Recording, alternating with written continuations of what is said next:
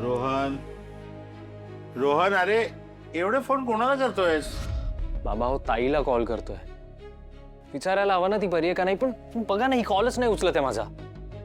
अरे अरे कसा उचलणार ती फोन? ती अजून म्हणजे फोन उचलण्याच्या मनस्थितीमध्ये नसेल. शुद्धीत नसेल ती, शुद्धीत. काय चुकीचं बोलले का मी? बाबा ऐका ना, मी एक काम करू का, मी समर सरांना कॉल करू का सरळ? नाही नको. म्हणजे ते सुद्धा आता तिची काळजीच घेत असतील कदाचित. आपण नंतर बोलूया ना सावकाश. मला कळतच नाही हो बाबा, असं ताई असं अचानक का वागली असेल? मला एक सांग, तिला जाणून बुजून कोणीतरी काहीतरी प्यायला दिलं असेल का रे? हा म्हणजे त्याची पण शक्यता आहे. मला माहिती आहे कोणी केले ते. 1000% ती किमया आली ना, किमया, तिनेच केलं असणार. अरे मी तिला पाहिल्यापासून मला ना तिच्यावरती संशय येतोय. जळते ती आपल्या स्वानंदीवर, बघवत नाही तिला म्हणून. तुम्ही मला गप्प केलं म्हणून, नाही तर मी तिला ऐकवलं असतं काय ऐकवायचं ते. नक्कीच. काय समजते ती स्वतःला? काय काय समजते काय ती स्वतःला? ए बाई, जरा शांत बसशील का?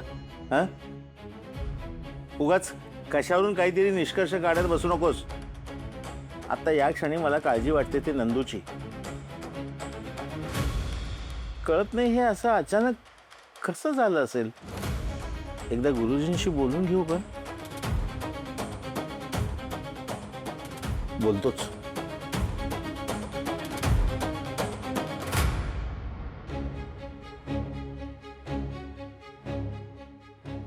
हॅलो.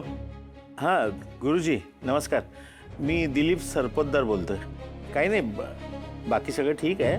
मला हे विचारायचं होतं की उद्या आपली भेट होऊ शकेल का? का बरं इतकं डोकं दुखतंय माझं? डोकं धुवूनही शांत नाही वाटत आहे. काय खाल्लं मी काल? पार्टीत काय खाल्लंय का? ऐक.